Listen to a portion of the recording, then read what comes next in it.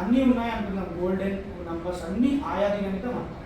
ఈ మొత్తం ఆయాది గణితం ఒక గృహం కోసమే కేటాయించారా, మందిరం కోసం కేటాయించారా, శాల కోసం కేటాయించారా, రాజభవనం కోసం కేటాయించారా, హోటల్ కోసం కేటాయించారా? ఈ అన్ని నిర్మాణాలు ఈ ఆయాది గణితంలోనే వస్తాయా, లేదా వాటికి సపరేట్గా ఉంటాయా?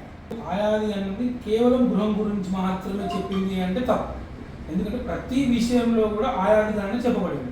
గుడి గురించి చెప్పబడింది, రాజమహల్ కోటల గురించి, ప్రతి దాని గురించి, రాజప్రాసాదంలో దాని గురించి కూడా చెప్పబడింది. ప్రతి ఒక్క దాని గురించి ఆయాది ఉంది. కాకపోతే మనకి ఏది పనికి వస్తుంది అనేది ప్రధానం.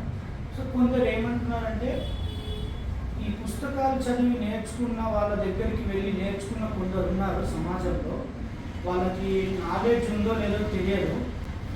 గోల్డెన్ నంబర్స్ అంటూ కొందరు చెప్తున్నారు. ఏమనంటే, వారంలో శనివారం వస్తే అది ఇయ్యొచ్చు, కొన్ని గోల్డెన్ నంబర్స్కి ఉంది అని చెప్పారు.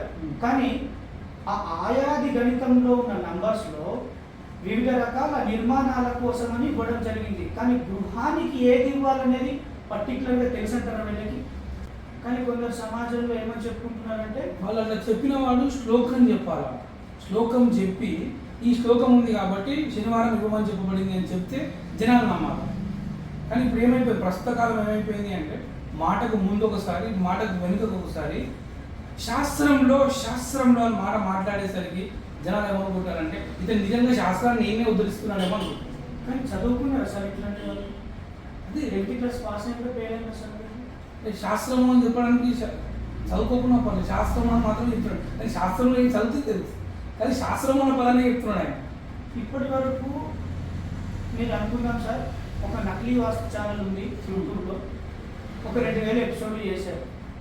ఇప్పటి వరకు ఒక 10 శ్లోకాలను సంస్కృత భాషలో రాసి ఎక్స్ప్లెయిన్ చేయడానికి రాలేదు. ఏ శాస్త్రం చదివారంటారు వాళ్ళు? మీరు అంటారు, మీరే చెప్తున్నారు 10 శ్లోకాలు చెప్పలేదు అని అంటే, అతను క్లియర్ కట్గా జనాలను మోసం చేస్తున్నాడు. ఎందుకొరకు అని అంటే, శ్లోకం చూపించి శ్లోకంలో ఇది ఉంది, దాని తాత్పర్యం ఇది అన్న విషయం చెప్పగలగాలి.